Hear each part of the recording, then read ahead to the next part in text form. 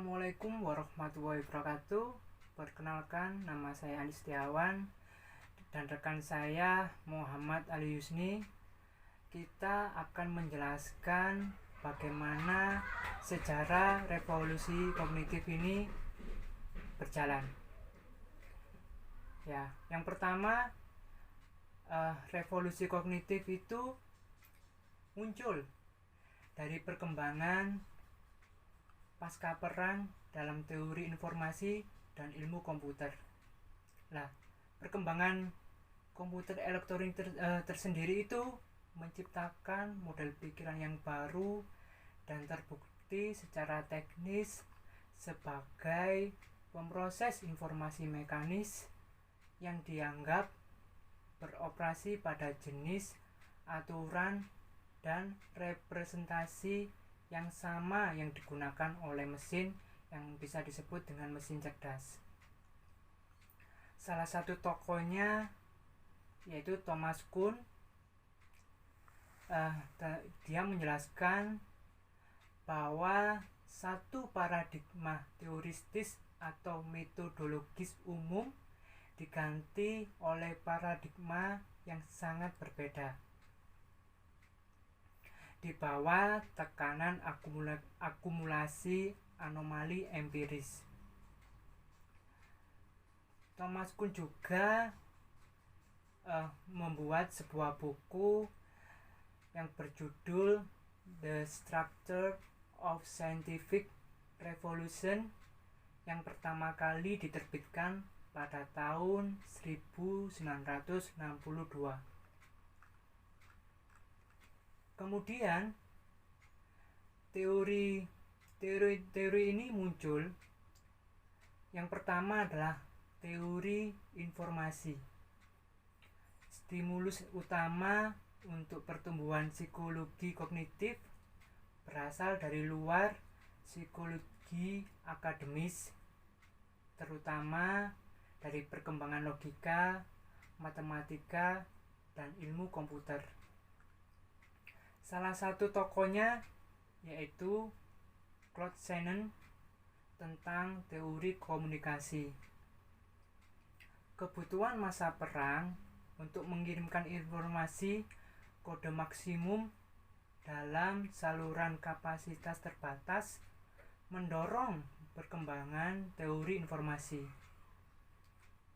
Kemudian beliau mengembangkan teori matematika komunikasi berdasarkan transmisi informasi dari sumber melalui saluran ke tujuan. Tujuannya apa? Tujuannya adalah untuk mengidentifikasi cara yang paling efisien untuk mengirimkan informasi melalui media seperti sirkuit telepon dan gelombang radio. Tokoh kedua yaitu George Miller. Beliau merupakan salah satu pelopor revolusi kognitif. Beliau memperkenalkan ukuran statistik teori informasi ke psikologi dan menggunakan dalam analisis bahasa, dalam bahasa dan komunikasi.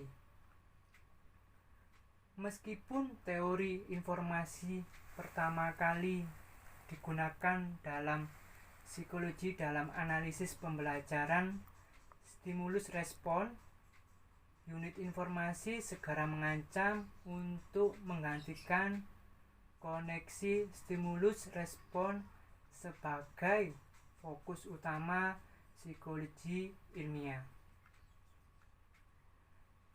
Kemudian ada tokoh lagi yaitu Norbert Wiener. Teori sibernetika.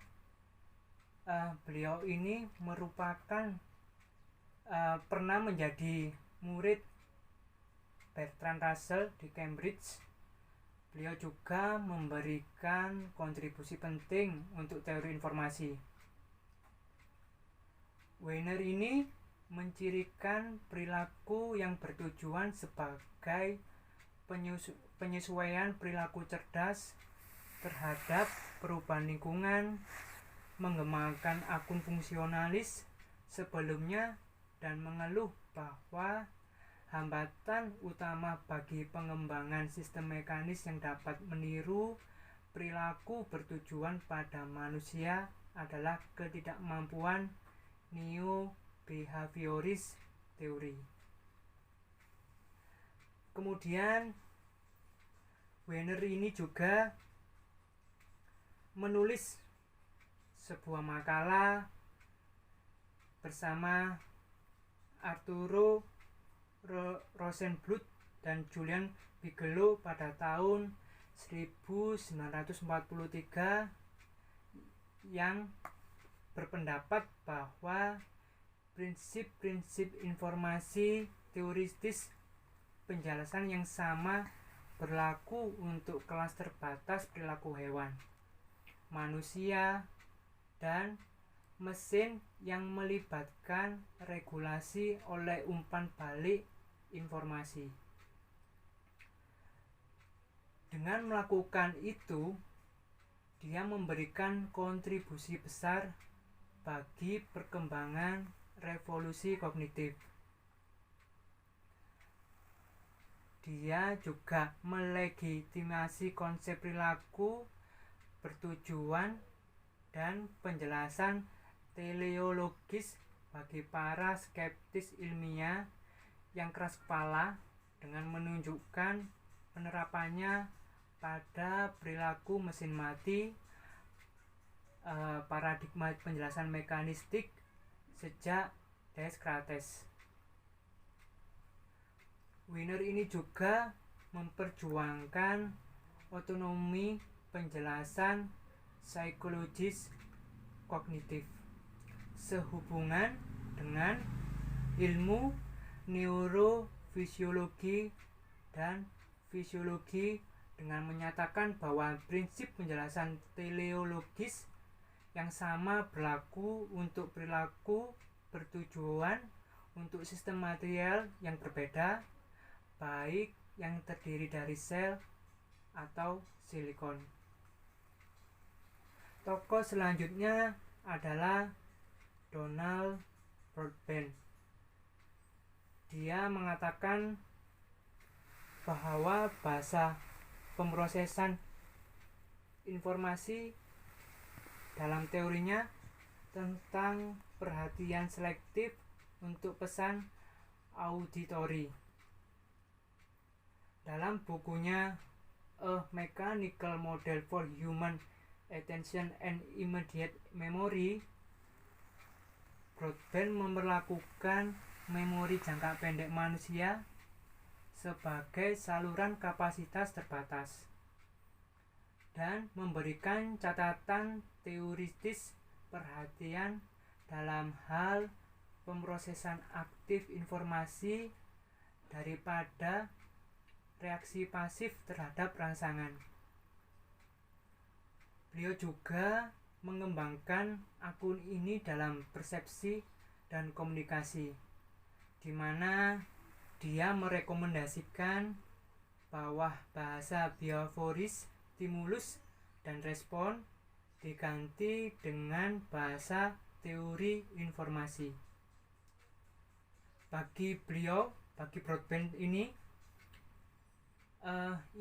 bukan kenyamanan linguistik belaka, karena ia berpendapat bahwa kinerja pendengar selektif tampaknya bervariasi dengan yang didefinisikan oleh teori komunikasi, bukan dengan jumlah rangsangan dalam pengertian konvensional.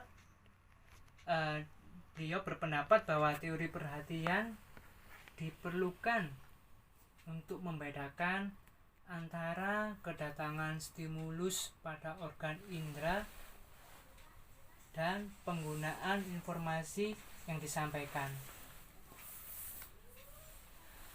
Lanjut kepada komputer dan kognisi. Bentuk yang paling berpengaruh dari teori pemrosesan informasi adalah produk dari penciptaan komputer elektronik. Tokoh yang pertama adalah McCulloch dan Pitts yang mengembangkan analisis biner serupa dari jaringan saraf yang operasinya diwakili oleh cincin hipotetis atau cincin konflik dari neuron individu. Tokoh yang kedua adalah matematikawan Inggris yang bernama Alan Turing. Beliau mengembangkan ide abstrak dari mesin hipotetis yang sekarang dikenal sebagai mesin Turing. Mesin Turing mampu melakukan operasi dasar pada simbol yang dicetak pada pita kertas. Beliau menggunakan gagasan ini untuk menentukan bilangan yang dapat dihitung yang didefinisikan sebagai bilangan yang dapat dicetak oleh mesin Turing. Turing awalnya mendekati pertanyaan tersebut dengan membayangkan operator manusia atau komputer manusia yang secara mekanis melakukan serangkaian instruksi dari buku aturan. Dengan membayangkan manusia digantikan oleh mesin dengan set instruksi yang tersimpan, Turing menciptakan gagasan tentang program komputer. Mesin Turing ini tersebut juga didefinisikan bisa sebagai tabel instruksi atau program.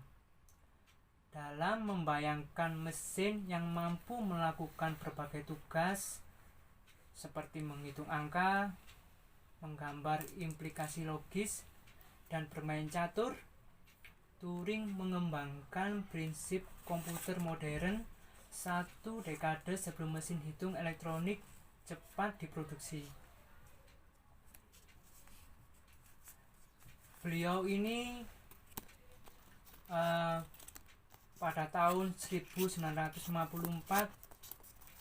bunuh diri dengan memakan apel beracun cyanida pada umur 42 tahun. Lanjut ke slide yang berikutnya, yaitu cognitive psychology. Ya, bentuk lain dari teori kognitif ini dikembangkan dalam psikologi selama tahun 1950-an, kurang lebih secara independen dari pekerjaan pada simulasi komputer dan kecerdasan artifisial, terutama oleh Jerome Bruner, kemudian George Miller dan Ulrich Neisser, yang juga memainkan peran penting dalam kelembagaannya di dalam perkembangan psikologi kognitif.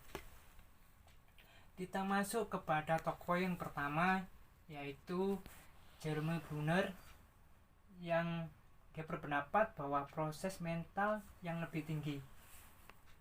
Beliau mengeksplorasi pengaruh faktor kognitif seperti harapan, emosi, dan motivasi pada persepsi dalam serangkaian studi eksperimental. Bruner ini memperlakukan persepsi sebagai proses kognitif aktif daripada asosiasi pasif dari rangsangan sensorik.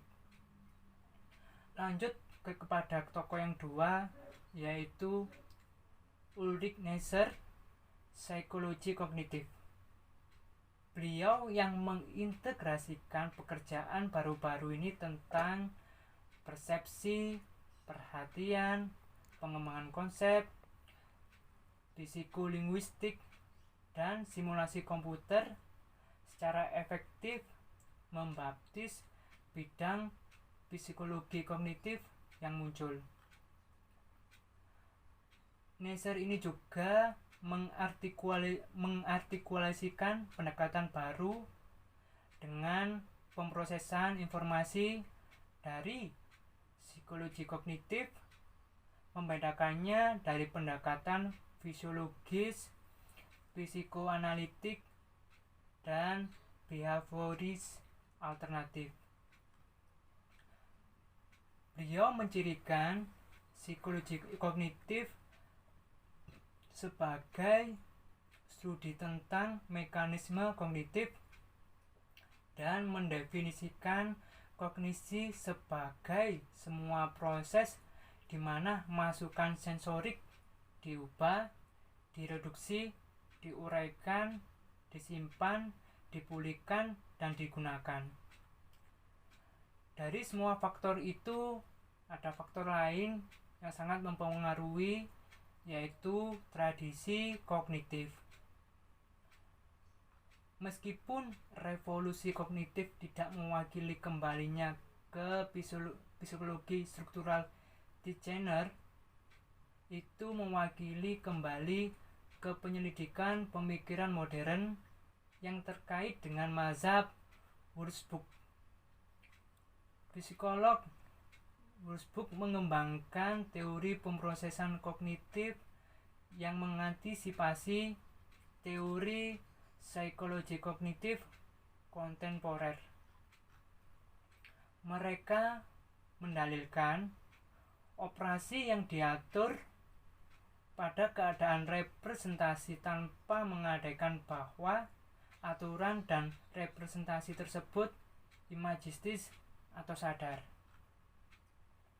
Selama paruh pertama abad ke-20, psikolog terus mengejar bidang penelitian psikologis kognitif seperti pemecahan masalah, penalaran, pembentukan konsep, inferensi induktif, transfer organisasi logis, dan inferensi logis, dan sebagian besar studi eksperimental yang mendukung bentuk penelitian ini menggunakan subjek manusia daripada tikus dan merpati. Sebuah tradisi kognitif berkembang dari tahun 1920-an dan seterusnya, yang berlanjut dengan psikologi kognitif kontemporer, meskipun jelas dilemahkan selama masa kejayaan behaviorisme. Lanjut ke slide yang terakhir, yaitu tentang abad kedua. Bagaimana revolusi kognitif ini berkembang sejalan dengan sejarahnya. Satu hal yang pasti, revolusi kognitif adalah revolusi yang terus berlanjut, dan teori pemrosesan kognitif terus dikembangkan dengan cara yang kreatif dan subur. Jelaslah bahwa fisiologi ilmiah kontemporer telah mencapai tahap di mana ia tidak mempertimbangkan postulasi teori kognitif, atau bisa dimaksud dengan tentang keadaan kognitif yang tidak disadari dan tidak dapat diamati sebagai tidak ilmiah. Psikologi kognitif sekarang menjadi bagian dari matriks interdisipliner yang lebih luas, yaitu ilmu kognitif, yang tidak diragukan lagi akan dipengaruhi oleh perkembangan dalam disiplin ilmu lain, seperti ilmu komputer, ilmu saraf, linguistik, matematika, dan filsafat yang membentuk ilmu kognitif tersebut. Ya, itu presentasi dari saya. Saya menjelaskan apa yang ada di dalam buku John Greenwood ini. Apabila ada salah kata, mohon saya dan rekan saya dimaklumi, mohon dimaafkan. Akhir kata, assalamualaikum warahmatullahi wabarakatuh.